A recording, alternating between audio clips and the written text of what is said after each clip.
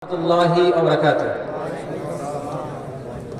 إن الحمد لله نحمده ونستعينه ونستغفره ونعوذ بالله من شرور أنفسنا ومن سيئات أعمالنا. من يهدي الله فهو المهتد ومن يضلل فلن تجد له وليا مرشدا. أما بعد، قال الله تعالى في كلامه المجيد والفرقانه الحميد: أعوذ بالله من الشيطان الرجيم. بسم الله الرحمن الرحيم. ولقد آتيناك سبعا من المثاني والقرآن العظيم، أو كما قال رسول الله صلى الله عليه وسلم: قسمت الصلاة بيني وبين عبدي نصفين. আলহামদুলিল্লাহ, যাবতীয় প্রশংসা, যাবতীয় মহিমা, যাবতীয় গুণগান সেই মহান রব্বুল আলামিনের জন্য, যা অশেষ কৃপায় আজকের এই তাফসীরুল কোরআন মাহফিলে কিছু বলার এবং শোনার তৌফিক পেয়েছি। সেই মহান রব্বুল আলামিনের দরবারে শুকরিয়া জ্ঞাপন করি আলহামদুলিল্লাহ। অতঃপর জনাব রাসূল সাইয়্যিদুল মুরসালিন, খাতামুন নবিয়্যিন, আশরাফুল আম্বিয়া ওয়াল মুরসালিন, তার উপর অগণিত দরুদ ও সালাম বর্ষিত হোক। আল্লাহুম্মা সাল্লি আলাইহি আল্লাহুম্মা বারিক আলাইহি। উপস্থিত সুধীবৃন্দ, আজকে আমাদের এই প্রোগ্রামের নাম হচ্ছে তাফসীরুল কোরআন মাহফিল। তো তাফসীর সম্পর্কে কিছু বলতে গেলে তাফসীর শব্দটা একটু ব্যাখ্যা করা দরকার, এবং এটাও জানা দরকার যে তাফসীর কত প্রকার হতে পারে। পবিত্র কোরআনের প্রতিটি শব্দ, প্রতিটি আয়াত, আয়াত শব্দের অর্থই হচ্ছে নিদর্শন। প্রতিটি আয়াতের শেষ এবং শুরু, এর মাঝখানে, এর শুরুতে এবং শেষে আল্লাহ সুবহানাহু ওয়া তাআলা যা বলতে চেয়েছেন, যা আমাদেরকে বলেছেন, প্রতিটা কথা হচ্ছে একটা করে মুজিজা। পবিত্র কোরআন একটা মুজিজা, যেটা রাসূলুল্লাহ সাল্লাল্লাহু আলাইহি সাল্লামকে দেওয়া হয়েছিল রিসালাত আকারে। তো আমরা যে এই তাফসীরুল কোরআন মাহফিলে তাফসীর শুনতে এসেছি, আমরা যেটা বলতে যাচ্ছি, আমরা যেটা শুনতে যাচ্ছি, এই কথাগুলো কি কোরআনে যেভাবে বলা আছে সেভাবে আমরা বলতে পারবো? এটা সম্ভব?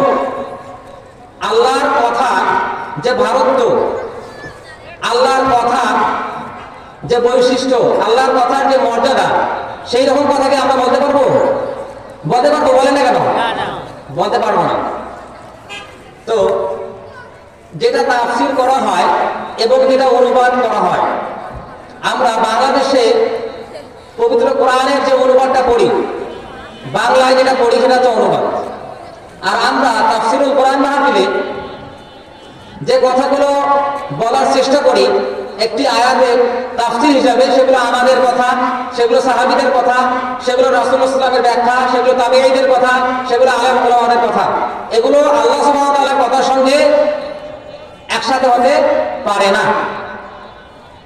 তো তাফসীর প্রধানত দুই প্রকার। একটা হচ্ছে তাফসীর বিল মাইসুর, পবিত্র কোরআনের একটা শব্দকে, একটা বাক্যকে আল্লাহ সুবহানাহু ওয়া তাআলা এই আয়াতগুলোকে রাসূলুল্লাহ সাল্লাল্লাহু আলাইহি ওয়াসাল্লাম যেভাবে বুঝিয়ে দিয়েছেন, তাবেঈগণ যেভাবে ব্যাখ্যা করেছেন, আলেম ওলামাগণ যেভাবে বুঝেছেন, সেভাবে কোরআনকে ব্যাখ্যা করা হচ্ছে তাফসীর বিল মাসুর। আর একটা ব্যাখ্যা হচ্ছে পবিত্র কোরআনের যে আয়াত আছে, এই আয়াতগুলোকে নিজস্ব গবেষণার ভিত্তিতে ব্যাখ্যা করা, এটা হচ্ছে তাফসীর বিল রায়। এই মোটামুটি হচ্ছে তাফসীর দুই প্রকার: তাফসীর বিল মাইসির, একটা হচ্ছে তাফসীর বিল রায়। তো এই তাফসীর শুরু করার আগে আমি আপনাদেরকে বিশেষ জ্ঞাতব্য কিছু বলবো। সেটা হচ্ছে, আমরা এখন থেকে শুরু করে, এই বক্তব্য থেকে শুরু করে যতগুলো বক্তব্য শুনবো, এবং আমাদের সারা জীবনে যতবার আমরা মুহাম্মদ নাম শুনবো, ততবার আমাদেরকে সাল্লাল্লাহু আলাইহি ওয়াসাল্লাম বলতে হবে। কি বলতে হবে? আমরা যখন এই রাসূলুল্লাহ শব্দটা শুনবো, তখনই আমাদের বলতে হবে সাল্লাল্লাহু আলাইহি ওয়াসাল্লাম। আমরা যখনই মুহাম্মদ নাম শুনবো তখন কি বলতে হবে? সাল্লাল্লাহু আলাইহি ওয়াসাল্লাম। যদি এই মাহফিলে 1 লক্ষ বার মুহাম্মদ নামটা বলা হয়, প্রত্যেককে 1 লক্ষ বার সাল্লাল্লাহু আলাইহি ওয়াসাল্লাম বলতে হবে। যারা হাদিসগুলো মুখস্থ করছেন, হাদিসগুলো গবেষণা করছেন, হাদিসগুলো লিপিবদ্ধ করছেন, সহিহ আল বুখারী, সহিহ মুসলিম, সুনান তিরমিজি, সুনান আবু দাউদ, সুনান নাসাই, এই যে কিতাবগুলো আছে, তারা প্রতিটা হাদিসে যখনই লিখছেন ক্বালা রাসূলুল্লাহ, তখনই লিখছেন সাল্লাল্লাহু আলাইহি ওয়াসাল্লাম। যদি এটা কেউ না বলে, তবে রাসূলুল্লাহ সাল্লাল্লাহু আলাইহি ওয়াসাল্লাম বলছেন তার নাক ধুলোয় দূষিত হয়, অর্থাৎ সে ধ্বংস হয়ে যায়। কেন? যিনি আমাদের জন্য রহমত হিসেবে আসছেন, তার প্রতি যদি আমরা রহমত কিংবা দরুদ না পাঠাই, তাহলে সেটা কেমন হয়ে গেল? নাফরমানের মতো হইল না? নেমো খাজমি হয়ে গেল। এজন্যই যখনই মুহাম্মদ নাম শুনবেন, রাসূলুল্লাহ শব্দ শুনবেন, তখনই কি বলবেন? সাল্লাল্লাহু আলাইহি ওয়াসাল্লাম। এটা বলতে হবে, বাধ্যতামূলক। এখানে যদি কেউ কথা বলুক আর না বলুক, যদি কেউ এই কথাটা বলে, তখন আপনাদের কি বলতে হবে? সাল্লাল্লাহু আলাইহি ওয়াসাল্লাম। আচ্ছা, এবার আমি আলোচনার দিকে যাই। তাফসীর সম্পর্কে কিছু বললাম, তো এতক্ষণ আপনারা হয়তো ভালো কিছু শুনেছেন। আমি আবার স্ক্রিপ্টেড কথাবার্তা বলা পছন্দ করি, লিখে নিয়ে আসি, সেটাকে একটু ব্যাখ্যা করে মানুষকে বোঝাই দিই। আর দ্বিতীয় কথা হচ্ছে যে আমি সংক্ষিপ্ত করে কোনো কিছু বলা পছন্দ করি না, এবং বাংলাদেশে যে সংক্ষিপ্ত পদ্ধতিতে প্রশ্ন উত্তর যেগুলো দেওয়া হয়, এগুলো তেমন পছন্দ করি না, কারণ এগুলোর মাধ্যমে শুধু মানুষের কাছে ভুলটাই পৌঁছে, আমি যতটুকু মনে করি আর কি। এবং বাংলাদেশের মানুষেরা একটা বই পড়বে 1 ঘন্টা, তার এই সময় নাই। যখন তারা ওয়াজ শুনতে আসে দিনের সকল কাজ শেষে এই রাত্রিবেলা, তখন তারা নিজেদের মনের মতো করে ভালো কিছু শুনতে চায়। তো আমি আবার কি চাই? আমি চাই যে তারা কোরআন হাদিস থেকে নস কিছু শিখে যাক, যেগুলো কোরআন এবং হাদিসে সরাসরি আসছে সেগুলো কিছু বর্ণনা করি, মানুষ শিখে যাক। এবং যদি অল্প কিছু বলি, ব্যাখ্যা করেই দেই, এভাবে আমি কথা বলি আর কি। তো সেই হিসেবে আমার অবস্থা একটু ঠান্ডা হবে, এবং আপনারা যারা আমার সামনে আছেন, আমার সঙ্গে কথা বলতে হবে। নাহলে হয়তো ঠান্ডায় অনেকে জমে গেছেন, কিংবা অনেকে ঘুমিয়ে আছেন। এই জন্যই আমি যেন দেখি যে আপনারা আমার সঙ্গে কথা বলতেছেন, ক্লাসের মতো আর কি। তো আমি যে বিষয়ে বলতে চাচ্ছি, সেই বিষয়ে আমাদের আব্দুল খালিক জামিয়া খাতুন সাহাদিয়া মাদ্রাসার অধ্যক্ষ সাহেব কিছুক্ষণ আগে একটা সূরা তেলাওয়াত করছেন পবিত্র কোরআনে, এবং সেটার অনুবাদ করছেন আমাদের আজকের উপস্থাপক। তো এখন এই বিষয়টা সূরাতুল ফাতিহা নিয়ে। সূরাতুল ফাতিহা, এই সূরাটা সবার মুখস্থ আছে কিনা? সবার মুখস্থ আছে। এটা হচ্ছে আল্লাহর দেওয়া একটা উপহার। এবং পবিত্র কোরআনে যেসব সূরা এসেছে, তার মধ্যে সবচেয়ে গুরুত্বপূর্ণ সূরা হচ্ছে সূরাতুল ফাতিহা। যদি আমি আপনাদেরকে একটা আয়াত বলি এবং পরে নাম জিজ্ঞেস করি যে সূরাটার নাম কি, যেমন হতে পারে আলাম তারা কাইফা ফাআলা রাব্বুকা বিআসহাবিল ফিল, এই সূরার নাম কি? সূরা ফিল। ওই আয়াতের সাথে ফিল শব্দ আছে কিনা? যদি সূরা বাকারার কথা বলি, সেইখানে গাভীর গল্প আছে কিনা? প্রতিটা সূরার নামকরণ করা হয়েছে ওই সূরার প্রথম শব্দ, কিংবা ওই সূরার মাঝে যে শব্দটা সবচেয়ে বেশি গুরুত্বপূর্ণ সেটা নাম দিয়ে, কিংবা ওই সূরার যে আলোচ্য বিষয়, মূল আলোচ্য বিষয়, সেই শব্দ থেকেই ওই সূরার নামকরণ করা হয়েছে। কিন্তু সূরাতুল ফাতিহায় ফাতিহা শব্দটা আছে, সবার মুখস্থ আছে কিনা? কিন্তু ওই ফাতিহা শব্দটা এখানে আছে, পাই না। আরেকটা বিষয় হচ্ছে যে যে সূরার নামকরণ সেই সূরা থেকে করা হইল না, তাহলে সেই সূরার নামকরণ কোথা থেকে আসবে? কিভাবে এই সূরার নাম সূরাতুল ফাতিহা হইল? এটা একটা বিষয়। সূরা ফাতিহার ওই আয়াত থেকে, কিংবা যে কয়টি 7টি আয়াত আছে, এই আয়াত থেকে তার নামকরণ করা হয়নি। সূরা ফাতিহার নামকরণ করা হয়েছে সূরা ফাতিহার যে বৈশিষ্ট্য তার উপর ভিত্তি করে। সূরাতুল ফাতিহা হচ্ছে পবিত্র কোরআনের প্রথম সূরা কিনা? পবিত্র কোরআনের প্রথম সূরার নাম কি? সূরাতুল ফাতিহা। ফাতিহা শব্দের অর্থ হচ্ছে সূচনা, প্রারম্ভিকা। সূচনাতে সাধারণত কি বলা হয়? সূচনাতে এই বইয়ের ভিতরে কি শিখতে যাচ্ছি, কি আছে, এই বইয়ের ভিতরে কোনো ভুল আছে কিনা, এই ভুল যদি কারো চোখে পড়ে আমাদেরকে জানাইতে হবে, এবং ওই বইয়ের ভিতরে যদি কোনো ভুল থাকে তাহলে যে ওই বইয়ের লেখক তিনি ক্ষমা চান এবং বলেন যে ভুল শুধরে দিয়ে আমাদেরকে চিঠি লিখবেন। সূচনাতে এগুলো লেখা থাকে। কিন্তু যে সূরার নাম সূরাতুল ফাতিহা, সেই সূরার প্রথম শব্দ হচ্ছে আলহামদুলিল্লাহ, সমস্ত প্রশংসা আল্লাহ।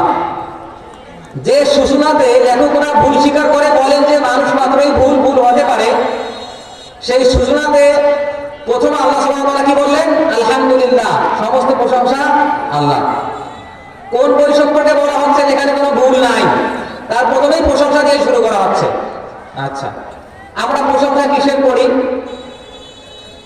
আপনি আজকে একটা সুন্দর ড্রেস পরছেন, অনেকে দেখে বললো মাশাআল্লাহ সুন্দর ড্রেস। আপনি যে সুন্দর ড্রেস পরছেন, আপনাকে সুন্দর লাগছে, এই ব্যাপারটা কি আপনার? আপনি কি নিজেই সুন্দর নাকি আল্লাহ সুন্দর করছে? আল্লাহ সুন্দর করছে। সেখানেও আমরা মাশাআল্লাহ বলি, আলহামদুলিল্লাহ বলি, তখন আমরা আলহামদুলিল্লাহ বলি। তাহলে সেটা একটা প্রতিক্রিয়া যে কেউ আমার প্রশংসা করলো, আমি আল্লাহর প্রশংসা করলাম, আলহামদুলিল্লাহ বললাম। কিন্তু কোনো কথাবার্তা ছাড়াই প্রথমে শুরু করা হইল আলহামদুলিল্লাহ, সমস্ত প্রশংসা আল্লাহ। এর মানে কি? এর মানে হচ্ছে কেউ প্রশংসা করুক বা না করুক, আল্লাহ সুবহানাহু ওয়া তাআলা প্রশংসিত। আমরা যদি আল্লাহর প্রশংসা না করি তাহলে কি আল্লাহর প্রশংসা থেমে যাবে? তার মানে মানুষ তার প্রশংসা করুক বা না করুক, আল্লাহ প্রশংসিত। আল্লাহ সুবহানাহু ওয়া তাআলা আমাদেরকে কিছু দিক বা না দিক, তিনি প্রশংসিত। পৃথিবীতে মানুষের অস্তিত্ব থাক বা না থাক, তিনি প্রশংসিত। এটা হচ্ছে আলহামদুলিল্লাহ প্রথম অর্থ। এটা হচ্ছে সূরাতুল ফাতিহা প্রারম্ভিক আগে বললাম কথাটা, তার একটা ব্যাখ্যা। সূরা ফাতিহা অন্যতম একটা নাম হচ্ছে উম্মুল কিতাব বা উম্মুল কুরআন। কাকে বলা হয়? উম্মুল মানে মা, আমরা জানি সহজ শব্দ উম্মুল মানে হচ্ছে মা। তো উম্মুল কিতাব মানে কোরআনের মা কিংবা কোরআনের জননী বলা হচ্ছে। কিন্তু এটা সাধারণ ব্যাখ্যাটা ওইটা না। এটার ব্যাখ্যা হচ্ছে উম্মুল কোরআন বা উম্মুল কিতাব শব্দের অর্থ হচ্ছে কিতাবের মূল বিষয়। পবিত্র কোরআনে যে আয়াতগুলো আছে ৬৬৬৬ কিংবা ৬২৩৬টা আয়াত, এই সবগুলো আয়াতে যে বিষয়গুলো আছে, যেমন পবিত্র কোরআনের বিষয়গুলোকে মোটামুটি ৩ ভাগে ভাগ করা যায়। একটা হচ্ছে আগের যুগের ইতিহাস, যেমন মুসা আলাইহিস সালামের ইতিহাস, ঈসা আলাইহিস সালামের ইতিহাস, ইব্রাহিম আলাইহিস সালামের ইতিহাস। তো এগুলোকে বলা হচ্ছে ইতিহাস। একটা হচ্ছে বিধিবিধান, যা আমরা কখন কি করব, এটা হচ্ছে বিধিবিধান। আর একটা হচ্ছে তাওহীদ। আর একটা কি? তাওহীদ। তাওহীদ মানে কি? একত্ব। তাওহীদ মানে কি? একত্ব। এই 3টা মূল বিষয়ে কোরআনের আয়াতগুলোকে ভাগ করা হয়। তো পবিত্র কোরআনের সমস্ত আয়াত এই 3টে বিষয়ের মধ্যে অন্তর্ভুক্ত, এবং সূরাতুল ফাতিহার ভিতরে শুধুমাত্র এই 7টা আয়াতের ভিতরেই এই 3টে বিষয় অন্তর্ভুক্ত। এই জন্যই পবিত্র কোরআনের এই সূরা ফাতিহাকে কি বলা হচ্ছে? উম্মুল কোরআন। পবিত্র কোরআনের সমস্ত কিছু কোন সূরার ভিতরে আছে? সূরাতুল ফাতিহার ভিতরে। এই জন্য এটাকে বলা হচ্ছে উম্মুল কোরআন। তো আমি যদি নামগুলো ব্যাখ্যা করতে যাই তাহলে অনেক সময় লাগবে, কারণ সূরা ফাতিহার আছে 42টার মতো নাম। কয়টা নাম? 42টা। আমি এখানে যে নামগুলো নিয়ে আসছি সেই নামগুলো মোটামুটি 27টার মতো নাম। এই নামগুলো ব্যাখ্যা করলে এই 2 ঘন্টা চলে যাবে। তো আমি অতগুলো ব্যাখ্যা করবো না, জাস্ট 2টা নামের কথা বললাম এখানে। আচ্ছা, এরপরে বলি সূরাতুল ফাতিহার প্রথম শব্দ হচ্ছে আলহামদুলিল্লাহ। আলহামদুলিল্লাহ ব্যাখ্যা করি, তার আগে কিছু কথা বলি। রাসূলুল্লাহ সাল্লাল্লাহু আলাইহি সাল্লাম বলবেন না, তার এক হাদিসের মধ্যে বলছেন লা সালাতা লিমান লাম ইয়াকরা বিফাতিহাতিল কিতাব। এই যে এখানে বলা হচ্ছে বিফাতিহাতিল কিতাব, এই শব্দটা থেকে এই সূরার নাম করা হয়েছে সূরাতুল ফাতিহা। মানে এই নামটা করা হলো হাদিসে পাওয়া গেল। তো এই হাদিসে বলা হচ্ছে লা সালাতা, কোন সালাত নামাজ নাই, লিমান লাম ইয়াকরা, যে সালাতের ভিতরে পাঠ করা হয় না বিফাতিহাতিল কিতাব, সূরাতুল ফাতিহা। সূরা ফাতিহা যে সালাতে পাঠ করা হয় না সেটা কোনো নামাজই না, মানে ওই নামাজ পূর্ণ নয়, ওই নামাজ হচ্ছে অসম্পূর্ণ। এই হাদিসটা সবাই জানি তো। আচ্ছা, আরেকটা এই রকমই হাদিস বলি যেটা আপনারা অনেকেই শোনেন না। সেটা কি? রাসূলুল্লাহ সাল্লাল্লাহু আলাইহি ওয়াসাল্লাম আরেক হাদিসের মধ্যে বলছেন মান লাম ইয়াকরা মান লাম ইয়াকরা বিফাতিহাতিল কিতাব ফালাইসা মিন্না। এখানে লাম ইয়াকরা বলতে বলেছে লাম ইয়াহফাজ। হিফজ করা মানে কি? মুখস্থ করা। লাম ইয়াহফাজ, যে মুখস্থ করে নাই। মান লাম ইয়াকরা মানে মান লাম ইয়াহফাজ বিফাতিহাতিল কিতাব ফালাইসা মিন্না। যে ব্যক্তি সূরা ফাতিহা মুখস্থ করে নাই সে আমাদের উম্মতই না। এই হাদিস শুনছেন? যে ব্যক্তি সূরা ফাতিহা মুখস্থ করে নাই তাকে রাসূলুল্লাহ সাল্লাল্লাহু আলাইহি ওয়াসাল্লামের উম্মত বলা হচ্ছে না। চিন্তা করে দেখেন, তাই এই সূরা কত গুরুত্বপূর্ণ? অনেক গুরুত্বপূর্ণ। আমরা এবার আলহামদুলিল্লাহ দিকে যাই। আলহামদুলিল্লাহ মানে সমস্ত প্রশংসা আল্লাহ। প্রশংসা জ্ঞাপন করার বিভিন্ন শব্দ আছে, যেমন মাদহুন, মাদহুন মানে প্রশংসা। আবার আছে আহমাদুল্লাহ, আমি আল্লাহর প্রশংসা করতেছি। আবার আমরা খুতবা শুরুতে বলি নাহমাদুহু ওয়া নুসাল্লি আলা রাসূলিহিল কারীম, নাহমাদুহু, আমরা আল্লাহর প্রশংসা করতেছি। তো এই যে শব্দগুলো বললাম মাদহুন, নাহমাদুহু, আহমাদুল্লাহ, এই শব্দগুলো যে বললাম, এই শব্দগুলো আল্লাহ সুবহানাহু ওয়া তাআলা ব্যবহার না করে কি ব্যবহার করলেন? আলহামদুলিল্লাহ, মানে সমস্ত প্রশংসা আল্লাহ। আমি যখন বলতেছি আহমাদুল্লাহ, আমি আল্লাহর প্রশংসা করতেছি, তখন আমি যখন কথা বলতেছি সেই সময়ের কথা বলতেছি, কিন্তু আমি 1 ঘন্টা পরে আর কথা বলবো না, তখন কি আল্লাহর প্রশংসা হবে না? হবে। আমি যখন আল্লাহর প্রশংসা করতেছি, আল্লাহর গুণাগুণ বর্ণনা করতেছি, তখন শুধু সেটাই করতেছি। কিন্তু আলহামদুলিল্লাহ অর্থ হচ্ছে আল্লাহর প্রশংসা এবং শুকরিয়া, আল্লাহর প্রশংসা এবং শুকরিয়া। আমাদের বাংলা ভাষায় যখন অনুবাদ করা হচ্ছে সমস্ত প্রশংসা আল্লাহ, এটা জাস্ট একটা অনুবাদ। আলহামদুলিল্লাহ শব্দের অর্থ হচ্ছে আল্লাহর প্রশংসা এবং শুকরিয়া, আল্লাহর প্রশংসা এবং শুকরিয়া, এটা হচ্ছে আলহামদুলিল্লাহর অর্থ। আমরা অনুবাদে শুধুমাত্র আল্লাহর প্রশংসার কথাই করি, কারণ অনুবাদ ওইভাবে করা হয় না, জাস্ট মানুষ যেভাবে বোঝে সেভাবে অনুবাদ করা হয়, এবং অনুবাদটা কোরআন নয়। তো আমরা আলহামদুলিল্লাহ সম্পর্কে বলতেছি। এরপর হচ্ছে লিল্লাহ, আল্লাহর জন্য। কার জন্য প্রশংসা? আল্লাহর জন্য। আমরা কিন্তু মূল আলোচনার দিকে যাচ্ছি এখন। আল্লাহ শব্দটা আবার ব্যাখ্যা করব। আল্লাহ শব্দটা কোথা থেকে আসলো? আমরা যখন বলতেছি কুল হুয়াল্লাহু আহাদ, কুলের পরে কি বলতেছি? হুয়াল্লাহ, তিনি। এই হুয়া থেকে যদি ওয়াওটা তুলে দেয় সেখানে থেকে হা থাকে। অনেকে বলছেন যে পবিত্র কোরআনে যত হার কথা বলা আছে সেই হারগুলো আল্লাহর কথা বলতেছে। কুল হুয়াল্লাহু আহাদ, আল্লাহুস সামাদ, এই যে হা কাকে নির্দেশ করতেছে? আল্লাহকে নির্দেশ করতেছে। এই হার সামনে আলিফ লাম দেওয়া হয়েছে, এটা হচ্ছে ইলাহ। কি হয়েছে? ইলাহ। ইলাহ শব্দের অর্থ কি? ইলাহ শব্দের 60টা অর্থ আছে, সেগুলো আমি ব্যাখ্যা করব না, জাস্ট এটা বলি। ইলাহ মানে হচ্ছে এমন উপাস্য যার ইবাদত করা হয়, এমন উপাস্য যার ইবাদত করা হয়, তাকে ইলাহ বলা হচ্ছে। ইলাহ শব্দটা আসছে মা'লুহ থেকে। মা'লুহ শব্দের অর্থ কি? কোনো বাচ্চা যখন কান্না করে এবং মা যখন সেটা শোনে, সে কাজে ব্যস্ত থাকে, সন্তানের কাছে ছুটে যায় কিনা? তার অন্তর ছটফট করে কিনা? এইটাকে বলে মা'লুহ। এই মা'লুহ থেকে ইলাহ শব্দটা আসছে, কারণ মানুষ ইলাহ ছাড়া বাঁচতে পারে না, মানুষ ছাড়া টিকতে পারবে না।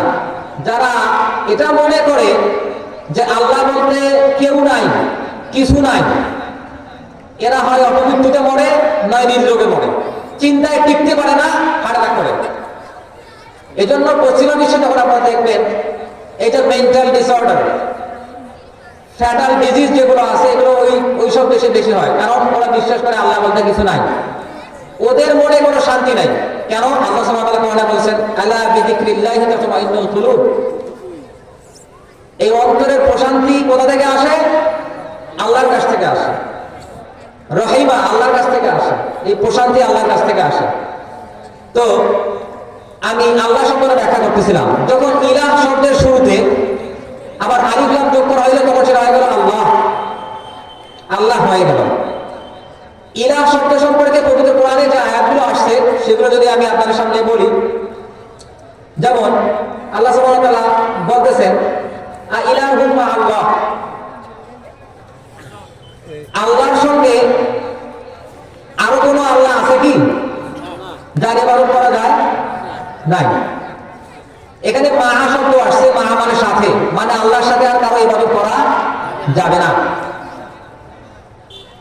এইখানে কথার ভিতরে মূল কথাটা হচ্ছে যারা আল্লাহকে বিশ্বাস করে না এদেরকে বলে কাফের। কি বলে? কাফের গালি না, কাফের মানে হচ্ছে অস্বীকারী। কি গালি? অস্বীকারী।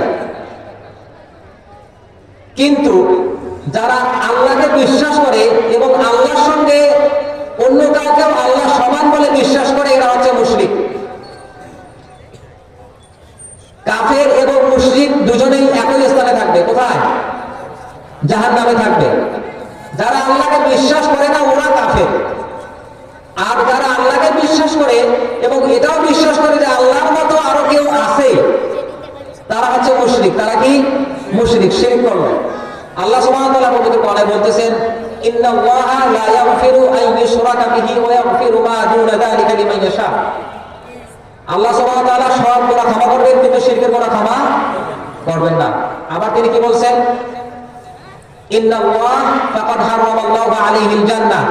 আল্লাহ সুবহানাহু ওয়া তাআলা তার জন্য জান্নাত হারাম করে দিয়েছেন যে শিরক করলো। ওয়া মান ইউশরিক বিল্লাহ, যে আল্লাহর সঙ্গে শিরক করলো তার জন্য আল্লাহ কি হারাম করেছেন? জান্নাত হারাম করে দিয়েছেন। তাহলে আল্লাহর সঙ্গে অন্য কাউকে চিন্তা করা যাবে কি? চিন্তা করা যাবে না। আল্লাহর সঙ্গে অন্য কারো চিন্তা কখন আসে? এবার আমি আপনাদের সঙ্গে যে বিষয়টা নিয়ে আলোচনা করতে যাচ্ছি বা যে বিষয়টা বলতে যাচ্ছি, এগুলো আপনাকে মুখস্থ করতে হবে। ইবাদতের রুকুন আছে তিনটা। কয়টা? ইবাদতের রুকুন হচ্ছে তিনটা। আমার সঙ্গে বলবেন। একটা হচ্ছে ভালোবাসা, বলেন মুহাব্বা। মুহাব্বা মানে ভালোবাসা। একটা হচ্ছে রিদা, রিদা। আরেকটা হচ্ছে রিদা। রিদা মানে আশা আকাঙ্ক্ষা। রিদা মানে কি? আশা আকাঙ্ক্ষা। আরেকটা হচ্ছে খৌফ, খৌফ মানে ভয়। ভালোবাসা, ভয়, আশা আকাঙ্ক্ষা। বলেন ভালোবাসা, ভয়, আশা আকাঙ্ক্ষা। মুহাব্বত, খৌফ এবং রিদা। মুহাব্বত, খৌফ এবং রিদা। এই তিনটা জিনিসের সমষ্টিতে আল্লাহর ইবাদত হয়।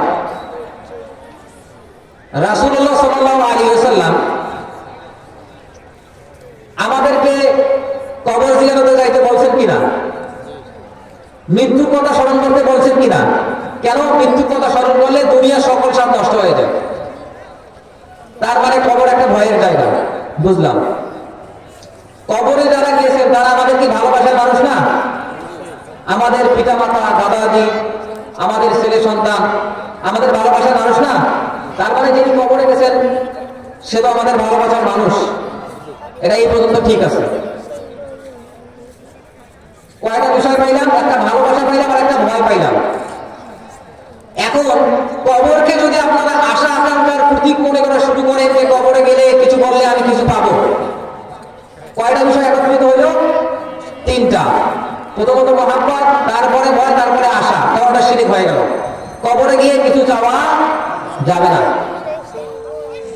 সেটা সাধারণ মানুষের কবর হতে পারে, সেটা ওলির কবর হতে পারে, সেটা পীরের কবর হতে পারে, সেটা যে কোনো কারো কবর হতে পারে, সেটা রাসূলুল্লাহ সাল্লাল্লাহু আলাইহি ওয়াসাল্লামের কবরও হতে পারে। ওখানে গিয়ে কিছু চাওয়া যাবে না। চাইলে কি হয়ে যাবে? শিরক হয়ে যাবে। আচ্ছা, এটা দলিল নেই আমাদেরকে কেন শিরক হবে।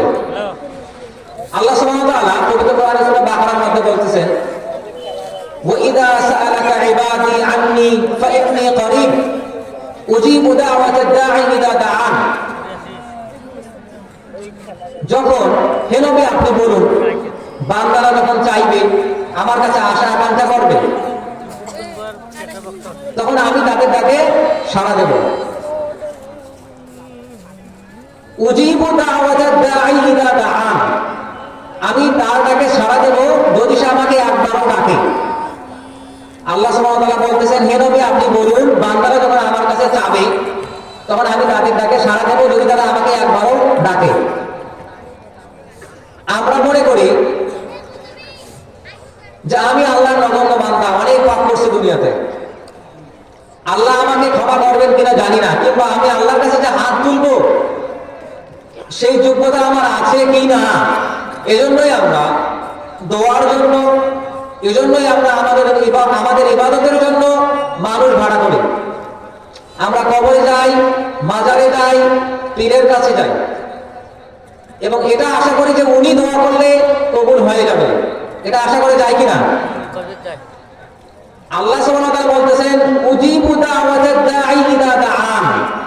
আল্লাহ যদি আমাকে, আল্লাহ আমাদেরকে বলতেছেন যে কেউ যদি আমাকে একবারও ডাকে, কয়বার? একবার।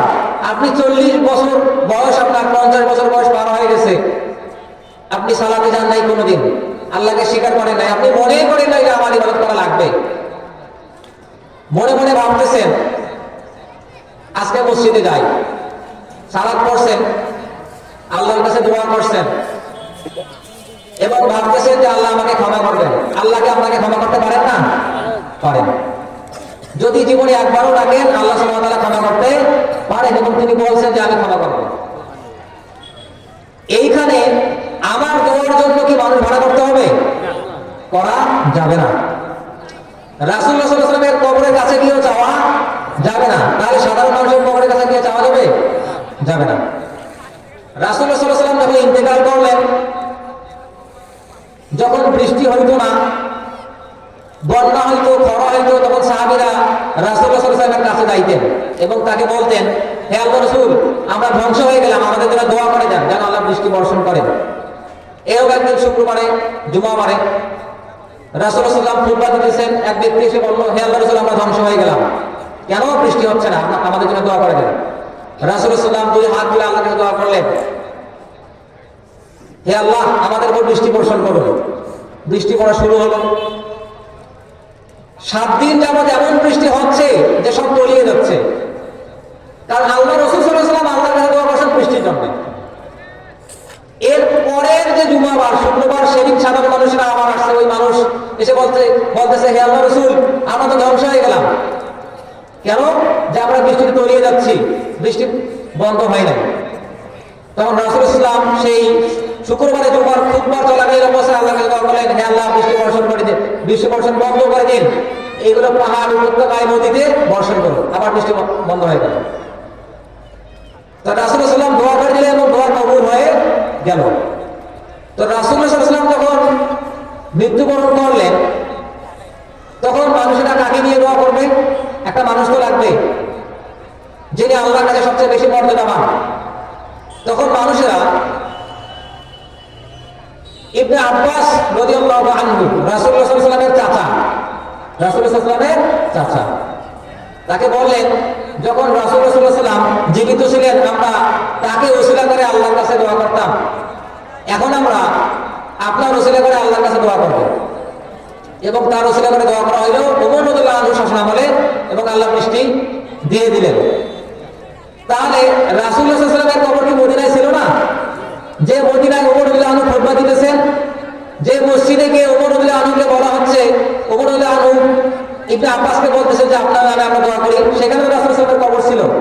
সাহাবীরা গিয়ে তো আল্লাহ রাসূলের কবরে গিয়ে বলতে পারতেন, হে আল্লাহ রাসূল, আপনি কবর থেকে শুনতেছেন আমাদের কথা, আমাদের জন্য দোয়া করার জন্য বৃষ্টি হোক, এটা বলতে পারতেন না? তারা কাকে গিয়ে বললেন? ইবনে আব্বাস রাদিয়াল্লাহু আনহুকে গিয়ে বললেন, রাসূলুল্লাহ সাল্লাল্লাহু আলাইহি ওয়াসাল্লামের চাচাকে, কারণ তিনি জীবিত আছেন। তার মানে মৃত মানুষের কাছে গিয়ে কোনো কিছু চাওয়া যাবে না, কারণ রাসূলুল্লাহ সাল্লাল্লাহু আলাইহি ওয়াসাল্লামের কবর হচ্ছে মসজিদে নববীর পাশে, একদম সন্নিকটে। এই হচ্ছে বিষয়। এখন এই কথাটা এই জন্য বললাম, কবর কেন্দ্রিক বাংলাদেশের যে শিরকগুলো হয়, এই বিশ্বাস থেকেই হয় যে তারা আমাদেরকে দেওয়ার ক্ষমতা রাখেন। তারা কি আসলে ক্ষমতা রাখেন? ক্ষমতা রাখেন না। এই জন্যই আল্লাহ সুবহানাহু ওয়া তাআলা বলতেছেন, ইলাহুকুম আল্লাহ, আল্লাহর সঙ্গে কি অন্য কাউকে ডাকা যাবে? ডাকা যাবে না। তাহলে কি হয়ে যাবে? শিরক হয়ে যাবে। আমি ইলাহ শব্দ সম্পর্কে বলতেছিলাম। ইলাহ শব্দটা পবিত্র কোরআনে অনেক জায়গায় আসছে। যেমন আমরা যখন পড়ি লা ইলাহা ইল্লাল্লাহ, এটা পড়ি কিনা? কালেমা তাইয়্যিবা যেটাকে বলা হচ্ছে, লা ইলাহা, এখানে ইলাহ শব্দটা আছে কিনা? তাহলে ইলাহ শব্দের অর্থ হচ্ছে প্রতিপালক। ইলাহ শব্দের অর্থ হচ্ছে, সাধারণ বাংলায় বললে হয় প্রভু। তো ইলাহ এমন একটা শব্দ যেটা বলতেছে শুধুমাত্র সেই সত্তা ইবাদত করতে হবে, এটা হচ্ছে ইলাহ। আমরা যখন লা ইলাহা ইল্লাল্লাহ বলতেছি, এই লা ইলাহা ইল্লাল্লাহ, এই যে কালিমা তাইয়্যিবা, এটাতে দুইটা রুকুন আছে। কি আছে? দুইটা রুকুন আছে। রুকুন মানে হচ্ছে খুঁটি, দুটো অংশ আছে, প্রধান অংশ। একটা অংশের নাম হচ্ছে লা ইলাহা, আর একটা অংশের নাম হচ্ছে ইল্লাল্লাহ। লা ইলাহা মানে কি? কোনো ইলাহ নাই, কোনো আল্লাহ নাই, কোনো আল্লাহ নাই যার ইবাদত করা যাবে, কোনো আল্লাহ নাই। এইটা নাস্তিকদের কথা যে কোনো আল্লাহ নাই। তাহলে আল্লাহ সুবহানাহু ওয়া তাআলা আমাদেরকে কেন এই কালিমা তাইয়্যিবা পড়ে মুমিন হতে বলতেছেন? লা ইলাহা, কোনো ইলাহ নাই প্রথমেই বলা হলো, এবং এটা হচ্ছে একটা রুকুন। এজন্যই বলা হলো আমাদের মনের ভিতরে যে বিশ্বাসগুলো থাকে, সেই বিশ্বাসগুলো বিভিন্ন ভুলে ভরা, বিভিন্ন পঙ্কিলতায় ভরা, বিভিন্ন বিদআতে ভরা, বিভিন্ন শিরকে এগুলো কলুষিত হয়ে আছে। এই জন্য অন্তরের অন্য যত ইলাহ আছে সেই সব ইলাহকে আগে পরিষ্কার করতে হবে, বাদ দিতে হবে। যেমন ভাবে জমিতে আবাদ করার আগে আগাছা পরিষ্কার করতে হয় না? জমির ময়লা পরিষ্কার করার আগে কিনা? তারপর না আবাদ করে জমিতে চাষ দেয়। আবার জমির যেগুলো পরগাছা আগাছা থাকে, অতিরিক্ত ঘাস থাকে, সেগুলো আমার সার দিয়ে মেরে ফেলে কিনা? তারপর না জমিতে আবাদ করে। এই জন্য আল্লাহ সুবহানাহু ওয়া তাআলা বললেন লা ইলাহা, কোনো ইলাহ নাই, সব ইলাহ অন্তর থেকে সাফ করতে হবে। তাহলে কোন ইলাহ থাকবে? ইল্লাহ, ব্যতীত, আল্লাহ ব্যতীত সকল ইলাহকে অন্তর থেকে সাফ করতে হবে। এটা হচ্ছে লা ইলাহা ইল্লাল্লাহ। এই হচ্ছে দুইটা রূপ। তাহলে আমরা দেখলাম যে আল্লাহ শব্দটা কোন শব্দ থেকে আসছে? ইলাহ শব্দ থেকে। আল্লাহ শব্দটা কোন শব্দ থেকে আসছে? ইলাহ শব্দ থেকে। ইলাহ শব্দের শুরুতে আলিফ লাম যোগ করে আল্লাহ শব্দটা আসছে। পবিত্র কোরআনের একটা গুরুত্বপূর্ণ আয়াত হচ্ছে আয়াতুল কুরসি। নাম জানি তো? আল্লাহু লা ইলাহা ইল্লা হুয়াল হাইয়ুল কাইয়্যুম। মুখস্থ করে নেওয়া দরকার। এই আয়াতের প্রথম শব্দের নাম কি? আল্লাহু লা ইলাহা ইল্লা হুয়াল হাইয়ুল কাইয়্যুম। প্রথম শব্দ হচ্ছে আল্লাহ। আলহামদুলিল্লাহ বলতেছি, হামদের পরে প্রথম শব্দ কি? আল্লাহ। লিল্লাহ, আল্লাহ প্রথম শব্দ। আল্লাহ সুবহানাহু ওয়া তাআলার কতগুলো নাম আছে? আল্লাহ সুবহানাহু ওয়া তাআলার 99টি নাম আছে। এটা হচ্ছে সেই 99 নাম যে নামগুলোর ফজিলতের কথা বলা হয়েছে। একটা হাদিসে আসছে, রাসূলুল্লাহ সাল্লাল্লাহু আলাইহি ওয়াসাল্লাম বলছেন, যারা আল্লাহ সুবহানাহু ওয়া তাআলা যে 99টা নাম আছে এগুলো মুখস্থ করবে এবং তা অনুযায়ী আমল করবে, আল্লাহ সুবহানাহু ওয়া তাআলা তাকে জান্নাত দিবেন। এই হচ্ছে 99টা নামের ফজিলত। তবে আল্লাহর নাম আরো অনেকগুলো আছে। আল্লাহর নাম আরো অনেকগুলো আছে। আমরা যখন বলি আল্লাহর নাম, আল্লাহ কি আল্লাহর একটা নাম নয়? আল্লাহ কি আল্লাহর একটা নাম নয়? কিন্তু ওই নামের তালিকায় দেখবেন আল্লাহ নামটা নাই। কিন্তু আল্লাহর যে 99টা নাম আছে সেই নামগুলো আছে ওখানে। আলহামদুলিল্লাহর পরে আসতেছে রব। র বা বা, রব। রব মানে হচ্ছে প্রতিপালক। রব মানে কি? মালিক। রব মানে কি? মালিক। রব মানে হচ্ছে খালিক। রব মানে হচ্ছে আল মুসাউবির। রব মানে হচ্ছে আল কাইয়্যিম। এগুলো সব হচ্ছে রবের অর্থ। আপনারা যদি আল্লাহ সুবহানাহু ওয়া তাআলা যে 99টা নাম খাতা কলমে পাওয়া যায় ওখানে দেখেন, ওখানে রব নামটা নাই। কি নাম দিয়ে শুরু? আর রহমান দিয়ে শুরু। আর রহিম, আল মালিক, আল কুদ্দুস, আস সালাম, আল মুমিন, আল মুহাইমিন। আর রহমান দিয়ে শুরু, বাকি 99টা শেষ হয়ে গেছে। আল্লাহ সুবহানাহু ওয়া তাআলা এই যে সূরাতুল ফাতিহা, এর প্রথমে যে আল্লাহ শব্দ আসলো এবং এর পরে যে রব শব্দ আসলো, দুটোই আল্লাহর নাম। কিন্তু এই দুইটা নামের কোনোটাই আল্লাহ 99টা নামের ভিতরে নাই। তাহলে কেমন হয়ে গেল? কারণ হচ্ছে আল্লাহ শব্দটা সবচেয়ে শক্তিশালী শব্দ, এর পরে সবচেয়ে শক্তিশালী শব্দ হচ্ছে রব। আল্লাহ শব্দের ব্যাখ্যা হচ্ছে সেই 99টা নাম, আর রব শব্দের ব্যাখ্যা হচ্ছে আরো আল্লাহর অন্য যে নামগুলো আছে সেগুলো হচ্ছে রব শব্দের ব্যাখ্যা। মানে আল্লাহ এবং রব শব্দ দুটো, আল্লাহ সুবহানাহু ওয়া তাআলার যতগুলো নাম আছে সেই সবগুলো নামের এগুলো হচ্ছে মূল। এগুলো থেকেই অন্য সব নামগুলো আসছে। এই জন্য 99টা নামের তালিকায় এই নাম দুটা নাই, কারণ এই নামগুলোর অনেকগুলো অর্থ। রব শব্দের একটা অর্থ হচ্ছে মুরব্বী, যিনি সবকিছু দেখভাল করেন, তত্ত্বাবধান করেন, দেখাশোনা করেন। রব শব্দের একটা হচ্ছে মালিক, কিং, রাজা। রব শব্দের একটা হচ্ছে আল কাইয়িম, যিনি মানুষকে সুঠাম করেন। মায়ের পেট থেকে যে বাচ্চাটা আসে, সে কি সুঠাম দেহ নিয়ে বের হয়ে আসে নাকি পরবর্তীতে সুঠাম হয়? পরবর্তীতে সুঠাম হয়। এই সুঠাম দেহকে তৈরি করেন আল্লাহ সুবহানাহু ওয়া তাআলা, লালন পালন করেন, প্রতিপালন করেন রব। তার এই হচ্ছে মোটামুটি রব শব্দের ব্যাখ্যা। এখন আমি আপনাদেরকে যেটা বলতে যাচ্ছি, এখন যদি আপনারা আমার পরবর্তী 5-10 মিনিটের বক্তব্যটা বোঝেন, তাহলে আমি মনে করবো আমার এই 40-50 মিনিটের যে আলোচনা, এটা সার্থক হবে ইনশাআল্লাহ তাআলা। এই জন্য একটু মনোযোগ দিয়ে শুনবেন। পৃথিবীতে আল্লাহ সুবহানাহু ওয়া তাআলা যত নবী পাঠাইছেন, সবার দাওয়াতের একটাই উদ্দেশ্য ছিল, সেটা কি? লা ইলাহা ইল্লাল্লাহ, আল্লাহ ছাড়া কোনো সত্য উপাস্য নাই, আল্লাহ ছাড়া কোনো সত্য ইলাহ নাই, আল্লাহ ছাড়া সত্য ইলাহ নাই যার ইবাদত করা যেতে পারে, আল্লাহ ছাড়া কোনো মাবুদ নাই। এটা সাধারণ ব্যাখ্যা, এটা সাধারণ অর্থ। এটা মূল অর্থ হচ্ছে আল্লাহ ছাড়া সত্য কোনো ইলাহ নাই, মাবুদ নাই, সত্য মাবুদ নাই। তাহলে সকল নবীর দাওয়াতের মূল অংশ যদি হয় লা ইলাহা ইল্লাল্লাহ, এটা আমাদের জানা দরকার কিনা? এটা জানা দরকার। এই লা ইলাহা ইল্লাল্লাহর পরের অংশটা হচ্ছে মুহাম্মাদুর রাসূলুল্লাহ, এটাকে বলা হচ্ছে রিসালাত। কি বলা হচ্ছে? রিসালাত। আমরা আল্লাহ শব্দের পরে পেলাম রব, তাই না? এখন আমরা আল্লাহ এবং রব শব্দের পার্থক্য বুঝবো। এটা হচ্ছে আজকের আলোচনার সার বস্তু, এজন্য মনোযোগ দিয়ে শুনতে হবে। এই সমস্ত জাতি পথভ্রষ্ট হয়ে গেছে কেন জানেন? এই সমস্ত জাতিগুলো পথভ্রষ্ট হয়ে গেছে আল্লাহ এবং রবের পার্থক্য না করার কারণে। দেখেন, ওই দুইটা নামেই আল্লাহ সুবহানাহু ওয়া তাআলা সূরা ফাতিহার প্রথমে দিয়ে দিয়েছেন। যে শব্দ দুটোর পার্থক্য না জানার কারণে আজ পর্যন্ত পৃথিবীতে যত জাতি আসছে, যত নবী আসছে এবং তাদের যত কওম ছিল, সেই সমস্ত কওম পথভ্রষ্ট হয়ে গেছে।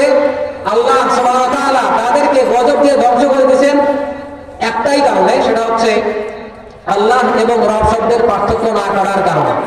তাহলে আমাদের বুঝতে হবে না আল্লাহ এবং রব শব্দের পার্থক্য? এটা মূল বিষয়, একটু মনোযোগ দিন। আমরা দেখলাম ইলাহ হচ্ছেন তিনি যার ইবাদত করা হয়, আর ইবাদতের রুকন হচ্ছে তিনটা: মহাব্বত, ভালোবাসা, রিদা, আশা আকাঙ্ক্ষা, এবং খওফ মানে হচ্ছে ভয়। যখন আমরা আল্লাহ এবং রব শব্দের পার্থক্য করতে যাচ্ছি, তখন আমাদের ইলাহটা আগে বুঝতে হবে। ইলাহ মানে যার ইবাদত করা হয়। ইবাদতের রুকন হচ্ছে তিনটা, বারবার বলতেছি যেন মনে থাকে। রব শব্দের অর্থ আমি কিছুক্ষণ আগে বললাম, মালিক, খালেক, আল মুসাউবির, আল কাইয়িম, এগুলো হচ্ছে রব শব্দের অর্থ। আল্লাহ সুবহানাহু ওয়া তাআলার একটা নাম হচ্ছে খালেক। খালেক মানে কি? সৃষ্টিকর্তা, স্রষ্টা। খালেক মানে সৃষ্টিকর্তা বা স্রষ্টা। মালিক, মালিক মানে অধিপতি, রাজা। মালিক মানে অধিপতি, রাজা। তাহলে আল্লাহ সুবহানাহু ওয়া তাআলা যদি সৃষ্টিকর্তা হন, আল্লাহ সুবহানাহু ওয়া তাআলা যদি সৃষ্টিকর্তা হন, তাহলে মানুষদেরকে কে সৃষ্টি করছেন? আল্লাহ সুবহানাহু ওয়া তাআলা। যার সন্তান নাই তাকে সন্তান দিতে কে পারেন? আল্লাহ সুবহানাহু ওয়া তাআলা। যদি সন্তান পাওয়ার আকাঙ্ক্ষা, যদি সন্তান পাওয়ার আকাঙ্ক্ষা কাউকে কোন ওলির কাছে, কোন পীরের কাছে, কোন মাজারে এবং কবরে নিয়ে যায়, তাহলে সে কি আল্লাহকে সৃষ্টিকর্তা মানল?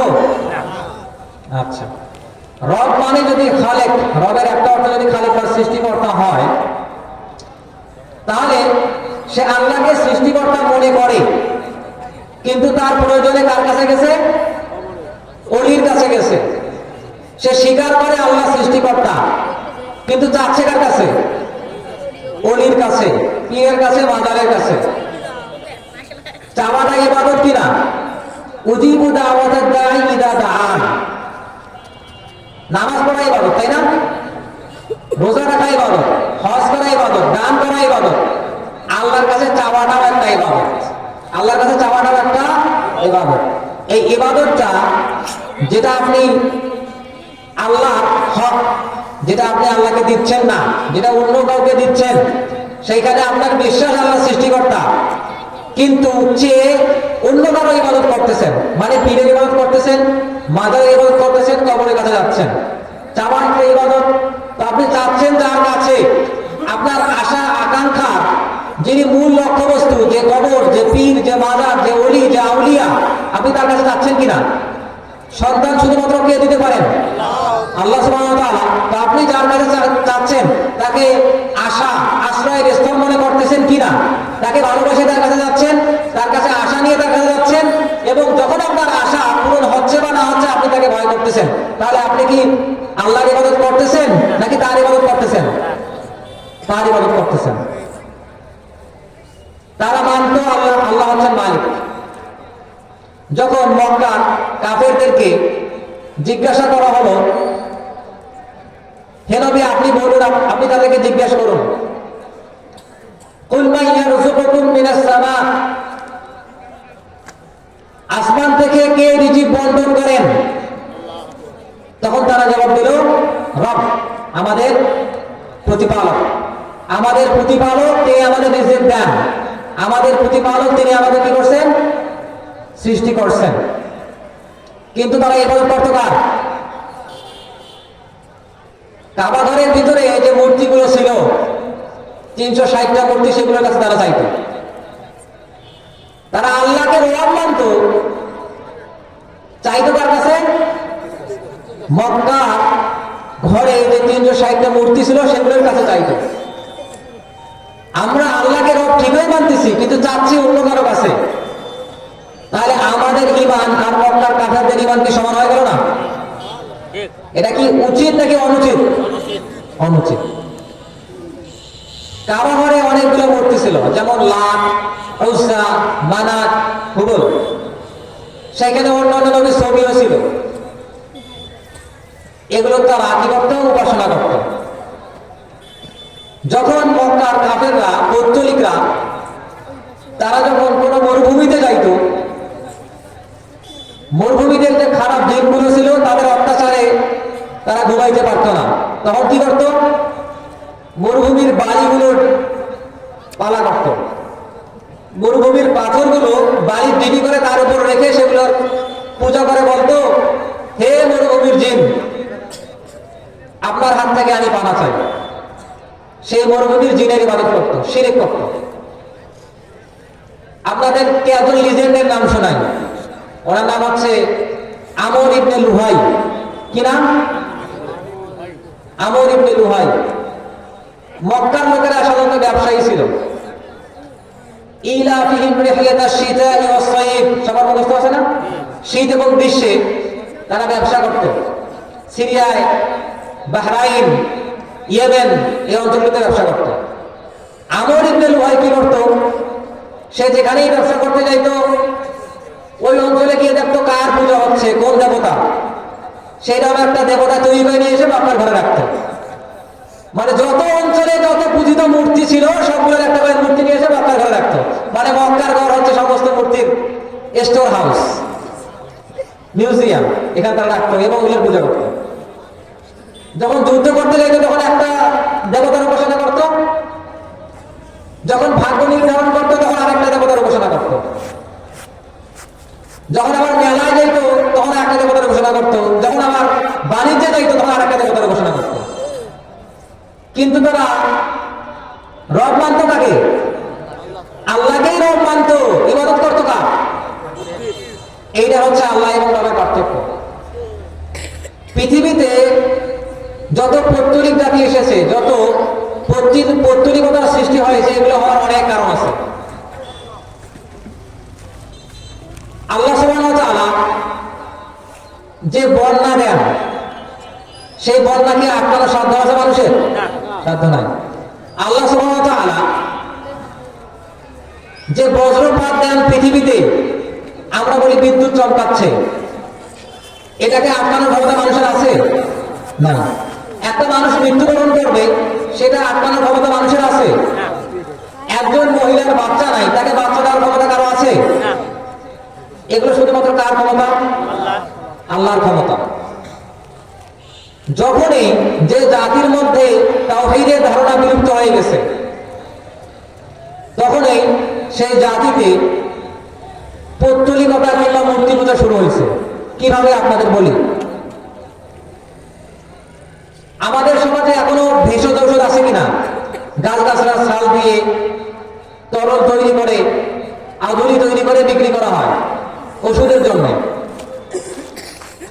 মনে করেন এমন একটা রোগ হয়েছে, সে রোগের কোনো প্রতিষেধক পাওয়া যাচ্ছে না, উপশম হচ্ছে না ওই রোগের। তখন দেখা গেল কোনো একটা গাছের রস খেয়ে সেই রোগটা ভালো হয়ে গেছে। আল্লাহ সুবহানাহু ওয়া তাআলা এগুলো আমাদের জন্যই তৈরি করছেন। কোন একটা গাছের রস খেয়ে রোগ ভালো হয়ে গেছে। তো যখন মানুষের ভিতরে আল্লাহর ধারণা বিলুপ্ত হয়ে যায়, তখন মানুষ ওই গাছটাকে মনে করছে যে এটা ক্ষমতাধর, তখন মানুষ গাছের উপাসনা শুরু করছে। যখন মানুষ দেখছে বজ্রপাত হলে মানুষ মৃত্যুবরণ করে, যেটাকে আটকানোর ক্ষমতা মানুষের নাই, এবং ওই মানুষের মাঝে তাওহীদের ধারণাও নাই, তখন তারা বজ্রপাতের উপাসনা শুরু করছে। যখন মানুষ দেখছে যে গরুর উপাসনা করলে বনী ইসরাঈলের কওমের একটা উল্লেখযোগ্য বৈশিষ্ট্য, তারা গরুর উপাসনা করত। কেন করত? এগুলো লম্বা কাহিনী আছে, তো আপনাদের মূল একটা কাহিনী বলি। এটা আছে সূরা নূহের মধ্যে। নূহ আলাইহিস সালাম প্রায় ৯৫০ বছর মানুষের দিকে দাওয়াত দিয়েছেন, গুটিকত লোক ইসলাম গ্রহণ করছে। তারা ৫টা দেবতার উপাসনা করত। কয়টা দেবতা? ৫টা দেবতা। সেই দেবতাগুলোর নাম ছিল, আল্লাহ সুবহানাহু ওয়া তাআলা কোরআনে বলেছেন, ওয়ালা তাযারুন্না আলিহাতাকুম ওয়ালা তাযারুন্না ওয়াদ্দাও ওয়ালা সুআআ ওয়ালা ইয়ামুসা ওয়া ইয়াউকা ওয়া নাসরা। আর সামুদ যে জাতিগুলো ছিল তারা তো পরে আসছে। নূহ আলাইহিস সালামের যে কওম ছিল তারা ৫টা দেবতার উপাসনা করত। ইয়াগুস, ইয়াউক, নাসর, এই হচ্ছে ৩টা দেবতা, এবং আরো 2টা দেবতা আছে। এই দেবতাগুলো কারা ছিল জানেন? এই দেবতারা আল্লাহর ওলি ছিল। কি ছিল? আল্লাহর ওলি। নূহ আলাইহিস সালামের পরে আদম আলাইহিস সালামের অধস্তন পুরুষদের মধ্যে এই ৫ জন আল্লাহর ওলি ছিল। এই আল্লাহর ওলিরা যখন মৃত্যুবরণ করলেন, ১,০০০ বছর ১,৫০০ বছর পার হয়ে গেছে, মানুষের ভিতরে তাওহীদের যে ধারণা ছিল ওটা বিলুপ্ত হয়ে গেছে।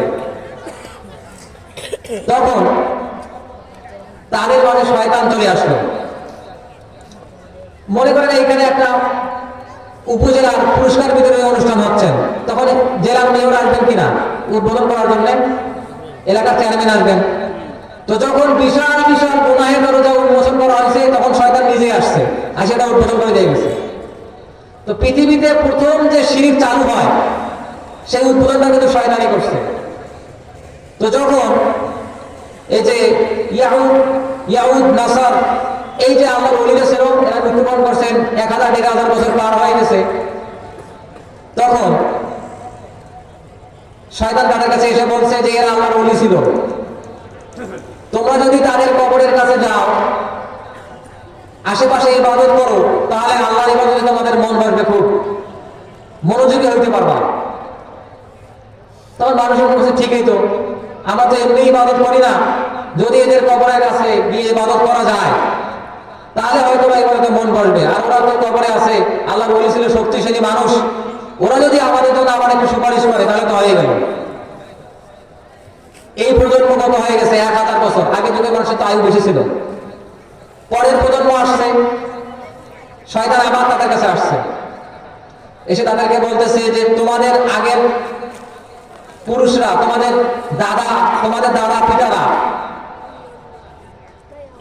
এইখানে তারা ইবাদত করত, তো তোমরা তো প্রতি বছর একটা নির্দিষ্ট সময় এখানে ইবাদত করোই, এই কবরকে কেন্দ্র করে যদি 2-1টা মেলার আয়োজন করো, প্রতি বছর যদি একসঙ্গে জমা হও, যেটাকে বর্তমান সময় বলে উরস, তাহলে কিছু একটা হতে পারে। তো এটা বলো ঠিকই তো, এই প্রজন্ম কত হয়ে গেলে মেলা দিয়ে, পরের প্রজন্ম আসলো 1000 বছর পর, তখন শয়তান আবার তাদের কাছে আসলো, এসে বললো যে এদের ছবি আছে, মূর্তি আছে, এখানে এদের ছবি আছে, এদের এখানে পূজা করো, ইবাদত করো। তো ওদের যদি মূর্তি তৈরি করে সামনে রেখে ইবাদত করো তাহলে আরো ভালো হয়। তখন তারা ধীরে ধীরে কি করছে, মূর্তি পূজা চালু করে দিচ্ছে। এভাবেই ধীরে ধীরে নূহ আলাইহিস সালামের পরে মূর্তি পূজা শুরু হয়। এবং এই মূর্তি পূজাতে ফান্ডিং করত কারা? এই মূর্তি পূজাতে ফান্ডিং করত যারা রাজ্য শাসন করত, রাজারা, শাসকেরা। পবিত্র কোরআনে একটা গোষ্ঠীকে বলা হয় আইয়ুহাল মালা। এই মালা এমন সম্প্রদায়কে বলা হয় যারা সবসময় প্রতিটা জাতির ভিতরে মূর্তি পূজাগুলো টিকে রাখছে, সেই শাসক বর্গকে বলা হয় মালা। এই মালাটা কি বলতো? তারা বলতো লা তাদারুন্না, তোমরা ত্যাগ করবেন না। কি ত্যাগ করবে না? ওয়াদ্দান ওয়ালা সুআ, ওয়াদ এবং সুআকে ত্যাগ করবে না। ওয়ালা ইয়াউদা ওয়ালা ইয়াউকা ওয়া নাসরা, ইয়াউক এবং নাসরকে ত্যাগ করবে না। তারা বলতো, নেতৃত্ব স্থানীয় লোকেরা, নেতারাই কথা বলতো, কারণ তারা এটা নিয়ে ব্যবসা করতো। আল্লাহর কথা বললেই তো নেতৃত্ব টিকবে না, তখন তারা এই মূর্তিগুলো নিয়ে ব্যবসা করত এবং বলতো, কি বলতো? বলতো যে তোমরা এদেরকে ছাড়ো না। নূহ আলাইহিস সালাম দাওয়াত দিতে ক্লান্ত হয়ে গেছেন। নূহ আলাইহিস সালাম দুই ভাবে দাওয়াত দিতেন। একটা হচ্ছে বাজারে খোলা স্থানে যেখানে পাইতেন দাওয়াত দিতেন। আরেকটা দাওয়াত হচ্ছে তিনি প্রতিটা ঘরে দরজায় গিয়ে মানুষকে টোকা দিয়ে বের করে নিয়ে এসে দাওয়াত দিতেন। দুই ভাবে দাওয়াতি কাজ করছেন। যখন তারপরে তারা শুনলো না, তখন নূহ আলাইহিস সালাম আল্লাহর কাছে দোয়া করলেন, হে আল্লাহ, আপনি এই কওমের একটা ঘরও রাখবেন না যেখানে আল্লাহর গজব আসবে না, মানে প্রতিটা ঘরে আপনি আল্লাহর গজবকে এনে ধ্বংস করে দেন। একজন নবী যার নাম হচ্ছে নূহ। নূহ শব্দটা কোথা থেকে আসলো? কান্না করতে করতে যার গালে ঘা হয়ে গেছে তাকে বলা হচ্ছে নূহ। আল্লাহর দরবারে আল্লাহর ভয়ে কান্না করতে করতে যিনি 950 বছর দাওয়াত দিয়েছেন, সেই নবী আল্লাহর কাছে দোয়া করতেছেন, হে আল্লাহ, এই জাতির সমস্ত লোককে আপনি ধ্বংস করে দেন। চিন্তা করে দেন, কেন? তারা এই সমস্ত দেবতার উপাসনা করত। তারা মনে করতো রব একজন উপরে আছে, তারা ওইটা মনে করত, কিন্তু ইবাদত করতো কার? অন্য কিছু ইবাদত করতো। এটা হচ্ছে আল্লাহ এবং রবের পার্থক্য।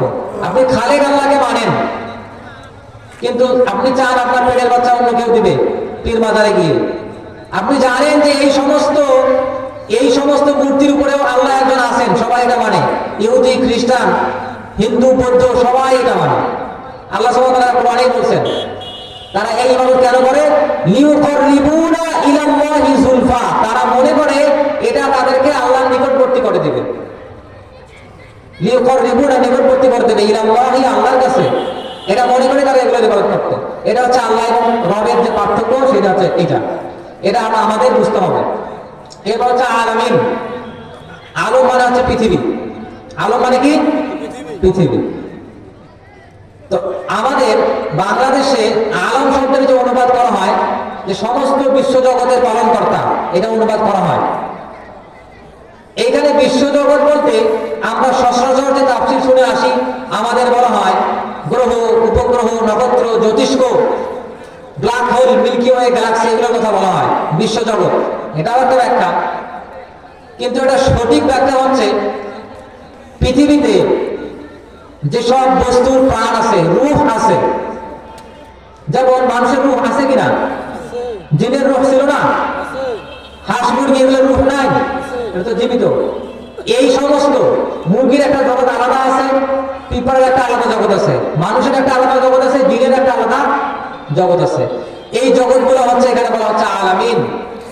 যে সমস্ত জিনিসের মধ্যে রূহ আছে তাদেরকে আলামিন বলা হচ্ছে। তাহলে আল্লাহ সুবহানাহু ওয়া তাআলা কি চেয়ার টেবিলের রব নন? চেয়ার টেবিলের রব। তাহলে এখানে যাদের রূহ আছে তাদেরকে কেন বলা হচ্ছে? কারণ মানুষেরাই চেয়ার টেবিলকে নিয়ন্ত্রণ করে। মানুষের রব মানে চেয়ার টেবিলের রব। এর আরেকটা ব্যাখ্যা হচ্ছে আলামিন, জগৎ সমূহ। জগৎ সমূহ কি? আপনি যদি বাংলাদেশ থেকে বহির্বিশ্বের অন্য কোনো দেশে যান, মনে করেন আইল্যান্ডে গেছেন, সব সময় বরফ পড়তেছে, ওইখানকার জগৎটা আলাদা কিনা? আপনি বাংলাদেশ থেকে শ্রীলঙ্কায় গেছেন, সেখানে খাদ্য অভ্যাস আলাদা কিনা? সেখানে মানুষের কৃষ্টি কালচার, আচার আচরণ সবাই আলাদা। এগুলো তো আলামিন বলা হয়। এই সমস্ত আলামিন, মহাকাশ থেকে শুরু করে পৃথিবীতে সমস্ত জাতি আছে যাদের কৃষ্টি কালচারের পার্থক্য আছে, যাদের আচার আচরণ বেশভূষার পার্থক্য আছে, এই সমস্ত জাতিকেও আলামিন বলা হয়। তার মানে হচ্ছে আমাদের মাঝে মত পার্থক্য থাকবে, আমাদের ভিতরে বৈচিত্র্য থাকবে। এই বৈচিত্র্য নিয়েই আমাদের ভিতরে আমাদেরকে ঐক্যের কাছাকাছি আসতে হবে। আল্লাহ সুবহানাহু ওয়া তাআলা সূরা হুজুরাতের মধ্যে বলতেছেন, ইয়া আইয়ুহান নাস ইন্না খালাকনাকুম মিন যাকারিন ওয়া উনসা, আমি তোমাদেরকে এক নারী এবং এক পুরুষ থেকে সৃষ্টি করছি, আদম এবং হাওয়া থেকে। তারপর কি করছি? ওয়া জাআলনাকুম শুউবা, এরপর আমি তোমাদেরকে বিভিন্ন দলে, বিভিন্ন গোত্রে, বিভিন্ন রঙে বর্ণে বিভক্ত করছি। কেন বিভক্ত করছি? ওয়া ক্বাবাইলা লিতাআরাফু, যাতে তোমরা একে অপরের খোঁজ নাও, যাতে তোমরা একে অপরের সাথে পরিচিত হতে পারো, যাতে তোমরা মানুষের ভিতরে যে পার্থক্য আছে এটা সম্পর্কে জ্ঞান অর্জন করতে পারো, যাতে তোমরা এই পার্থক্য জেনেও ভাই হতে পারো। ইন্নামাল মুমিনুনা ইখওয়া, এই জন্যই আমি তোমাদেরকে বিভিন্ন দলে বিভক্ত করছি। এই বৈচিত্র্য মেনেই আমাদেরকে কি করতে হবে? ঐক্যবদ্ধ হইতে হবে। আচ্ছা, এরপরে আল্লাহ শব্দ সম্পর্কে আরো কিছু কথা বলি। আল্লাহ শব্দটা আসছে ওয়াহদানিয়াত থেকে, ইলাহ থেকে, একত্ব থেকে। আল্লাহ যে তাওহীদ আছে, তাওহীদ মানে হচ্ছে একত্ব। তাওহীদ মানে কি? একত্ব। আমি এই বিষয়গুলো নিয়ে বলতেছি, আপনাদের কাছে হয়তো একটু অচেনা কিংবা কঠিন লাগতেছে, তবে এটা বলার একটা উদ্দেশ্য আছে। আল্লাহ সুবহানাহু ওয়া তাআলা পবিত্র কোরআনের মধ্যে বলতেছেন, আলাম তারা কাইফা দারাবাল্লাহ, তোমরা খেয়াল করে দেখো আল্লাহ সুবহানাহু ওয়া তাআলা তোমাদেরকে উদাহরণ দিচ্ছেন। কিসের উদাহরণ? কালিমাতুন তাইয়্যিবা, কালিমা তাইয়্যিবার উদাহরণ। কালিমা তাইয়্যিবা কোনটা? লা ইলাহা ইল্লাল্লাহ। কাশাজারাতিন তাইয়্যিবা, এই কালিমা তাইয়্যিবা হচ্ছে একটা গাছের মতো। কিসের মতো? শাজারাতুন, গাছের মতো। আসলুহা সাবিত, এই গাছের শিকড়টা খুব গভীরে, গাছের শিকড়টা খুব গভীরে। অফারউহা ফিস সামা, এবং এটার যে শাখা প্রশাখা আছে এটা আসমান বিস্তৃত। গাছের শাখা প্রশাখা উপরে বিস্তৃত থাকে কিনা? আর গাছের শিকড়টা কি হয়? খুব নিচে থাকে। যে গাছের শিকড় যত শক্ত, সেই গাছ ঝড়ে বাদলে টিকে থাকার শক্তি তত বেশি কিনা সেই গাছের? আপনার যদি ঈমান ঠিক থাকে, আপনার যদি একত্বের ধারণা ঠিক থাকে, সেই গোড়া যদি মজবুত থাকে, আপনি সমস্ত ফিতনার মধ্যে টিকে থাকবেন সবচেয়ে বেশি। যে ফিতনাগুলোতে সমস্ত জাতি পথভ্রষ্ট হয়ে গেছে, তার মানে গোড়া শক্তিশালী করা লাগবে। এই জন্য আমি একত্বের কথা বলতেছি, আল্লাহ তাওহীদের কথা বলতেছি। তাওহীদ তিনটা অংশে বিভক্ত। কয়টা অংশে? কয়টা অংশে বিভক্ত? তিনটা অংশে। প্রথম তাওহীদের নাম হচ্ছে আত-তাওহীদুল উলুহিয়া। প্রথম তাওহীদের নাম তাওহীদুল উলুহিয়া, এর একটা নাম হচ্ছে তাওহীদুল ইবাদাহ, আল্লাহর ইবাদতের মধ্যে তাওহীদ। আরেকটা তাওহীদ হচ্ছে তাওহীদুর রুবুবিয়্যাহ। তাওহীদের নাম কি? তাওহীদ আর রুবুবিয়্যাহ, আল্লাহর রুবুবিয়্যাতের তাওহীদ। আরেকটা তাওহীদ বাকি থাকলো, সেটার নাম হচ্ছে তাওহীদুল আসমা'i ওয়াস সিফাত।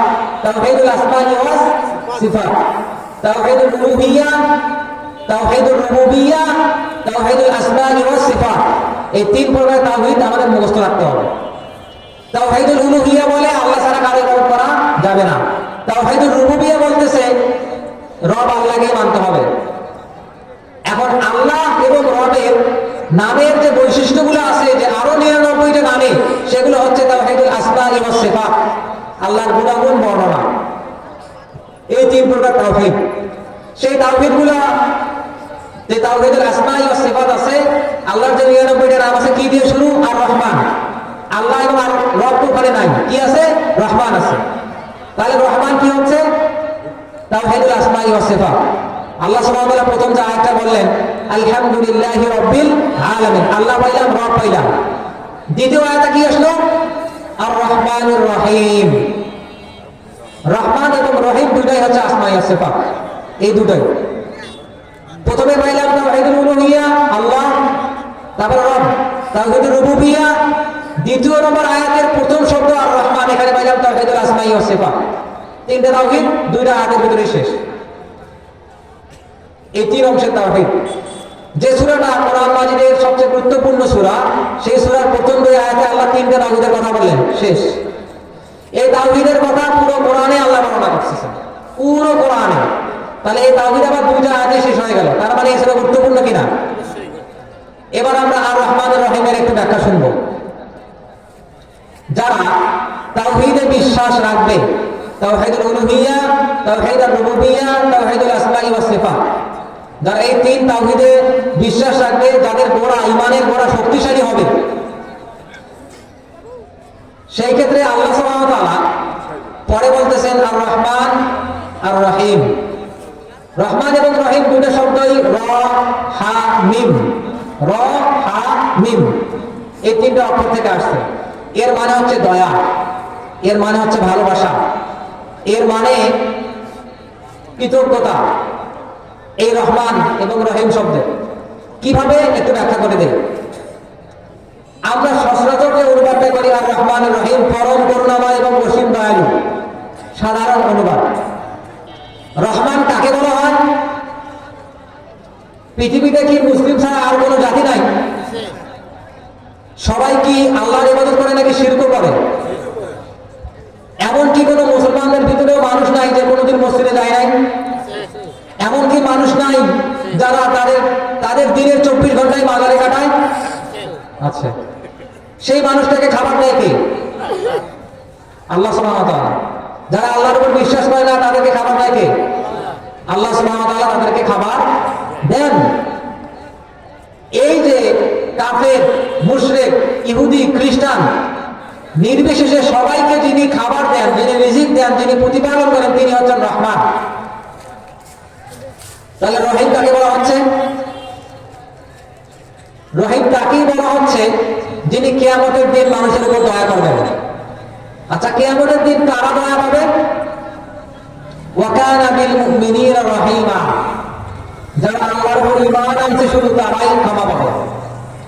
যারা আল্লাহর উপর ঈমান নিয়ে আসছে, তাওহীদের খুঁটি ঠিক রাখছে, যারা মুমিন, তারাই শুধু কিয়ামতের দিন আল্লাহর দয়া পাবে। যারা শিরক করছে, কুফর করছে, যারা অস্বীকার করছে, তারা ক্ষমা পাবে না। তাদের আল্লাহ সেদিন দয়া দেখাবেন না। রহমান হচ্ছে যিনি সবাইকে নির্বিশেষে দয়া দেখান, সবাইকে রিজিক দেন, সবাইকে প্রতিপালন করেন। রহিম যিনি কিয়ামতের দিন শুধুমাত্র মুমিনদের উপর দয়া করবেন, তিনি হচ্ছেন রহমান। রহমানের আরেকটা বৈশিষ্ট্য হচ্ছে আমরা আল্লাহর কাছে চাইলে আল্লাহ দেন কিনা। যদিও পৃথিবীতে সেই দোয়া কবুল না করেন, তবে যে দোয়া করছি এটা আল্লাহ বিফলে দিবেন না, কিয়ামতের দিন তার বদলা দিবেন। দোয়া মুসলমানের বিফলে যায় না। যারা মনে করেন যে দোয়া কবুল হয় না, আসলে ওনার আমরা যোগ্য নয়, এই জন্য আল্লাহ সুবহানাহু ওয়া তাআলা কবুল করেন নাই, কিয়ামতের দিন দিয়ে দেব। সবার দোয়াই কবুল হয়, আল্লাহ সবগুলো বদলা দিবেন। আপনি আল্লাহর কাছে চাইলেন আর সেই মালিক দিল না, এমন মালিক আমাদের মালিক নয়। তিনি যেটা চান মানুষকে সেটাই দিবেন, হয় এখানে নয় ওখানে, তবে আল্লাহর উপর বিশ্বাস থাকতে হবে। এই হচ্ছে রহমান। রহিমকে যার কাছে না চাইলে তিনি রাগান্বিত হন, তিনি হচ্ছেন রহিম। মানুষের কাছে চাইলে তো মানুষ রাগান্বিত হন, আর আল্লাহর কাছে না চাইলে আল্লাহ রাগান্বিত হন, উনি হচ্ছেন রহিম। তার মানে আর রহিম খাসাতুন বিল মুমিনিন। রহিম শুধু যারা আল্লাহর উপর বিশ্বাস করে তাদের জন্যই খাস। এটা কিয়ামতের দিন করা হবে, অবিশ্বাসীদের উপর এটা করা হবে না। এবার আপনাদের একটা হাদিস শোনাই এবং একটু ব্যাখ্যা করি। রাসূলুল্লাহ সাল্লাল্লাহু আলাইহি ওয়াসাল্লাম তার হাদিসের ভিতরে বলতেছেন, আল্লাহ সুবহানাহু ওয়া তাআলা তার রহমতকে 100 টুকরা করছেন। কয় টুকরা? 100 টুকরা। সেই 100 টুকরার মধ্যে এক টুকরা পৃথিবীর মানুষের মধ্যে ভাগ করে দিয়েছেন। একজন পিতা তার সন্তানকে কতটা ভালোবাসে?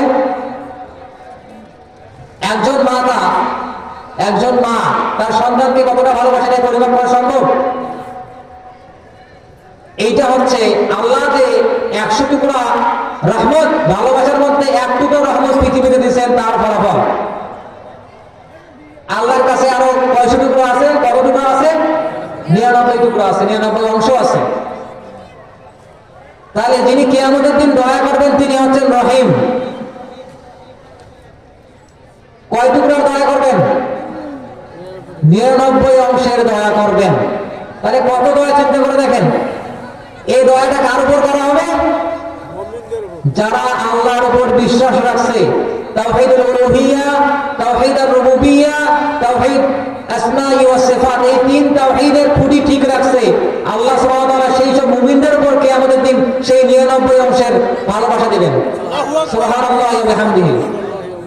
তাহলে এখন যারা আমরা এই দুনিয়ার সামান্য একটু স্বার্থের জন্য, এই দুনিয়ার সুখের জন্য, এই দুনিয়ার স্বার্থ সিদ্ধির জন্য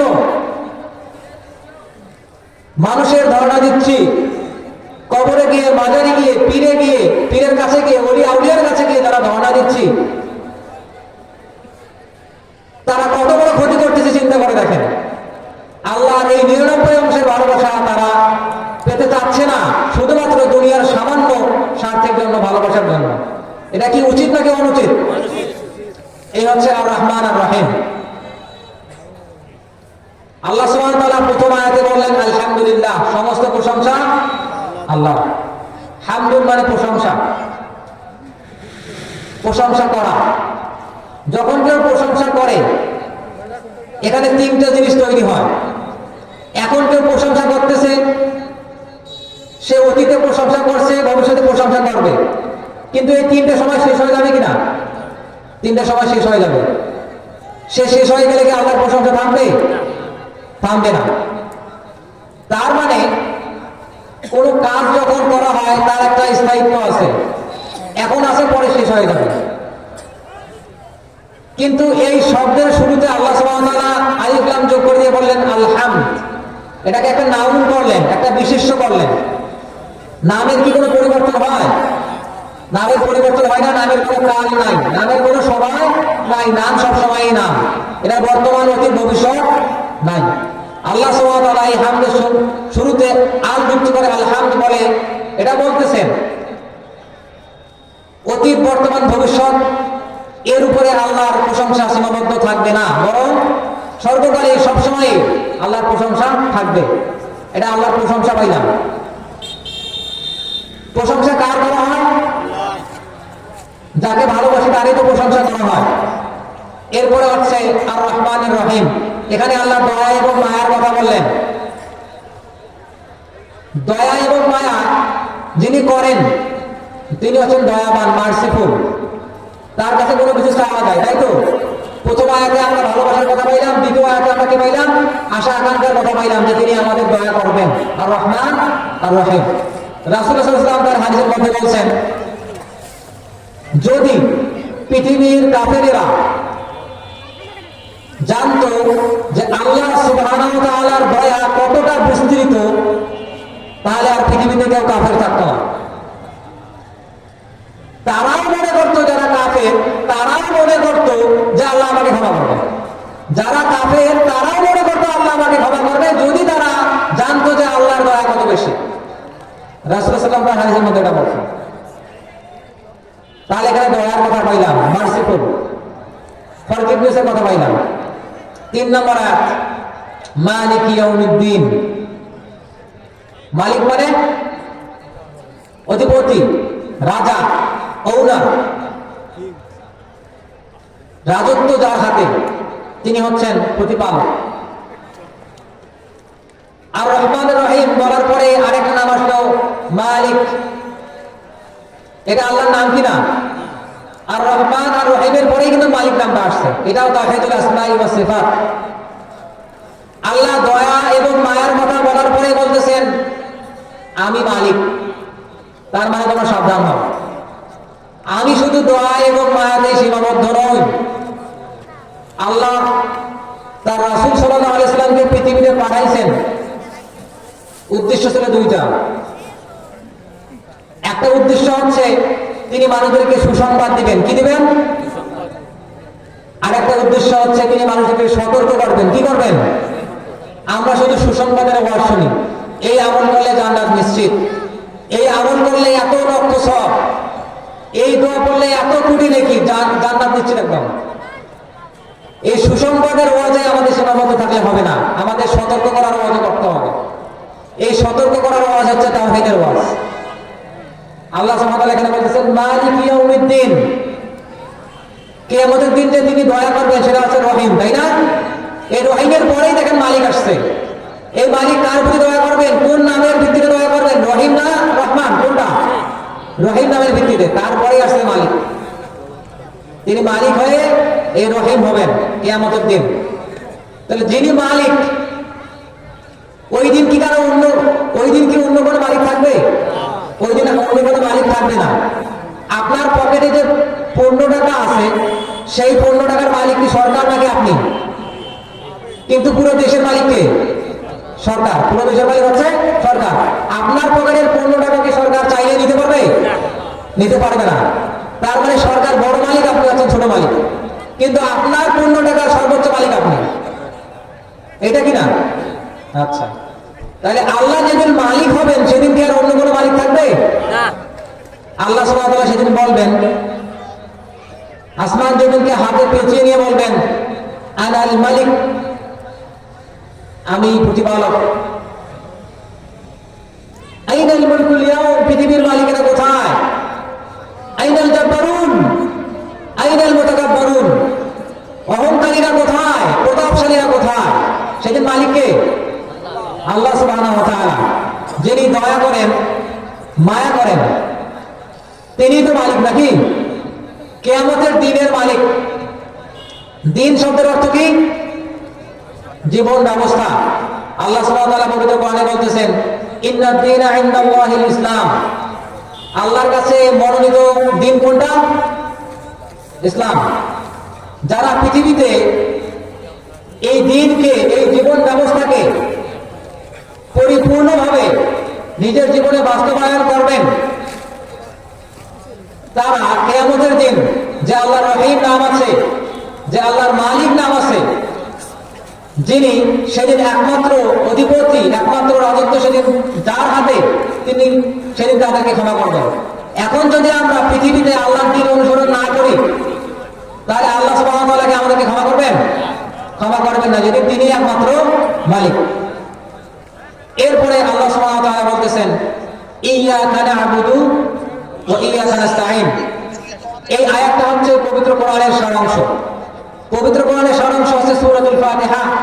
এই ফাতিহার মধ্যে একটি আয়াত ইয়্যাকা না'বুদু ওয়া ইয়্যাকা নাস্তাঈন, এই আয়াতটা হচ্ছে সূরা ফাতিহার সারাংশ, মানে পবিত্র কোরআনের পুরোটা সারাংশ। তো এটা আমি ব্যাখ্যা করতে যাব না, আমাদের প্রধান আলোচক এসে গেছেন। তো আমি প্রথম থেকে আপনাদেরকে যে কথাগুলো বললাম, আপনাদের সঙ্গে যে কথাগুলো শেয়ার করলাম, সেটা একটু আপনাদেরকে এক নজরে বলার চেষ্টা করি।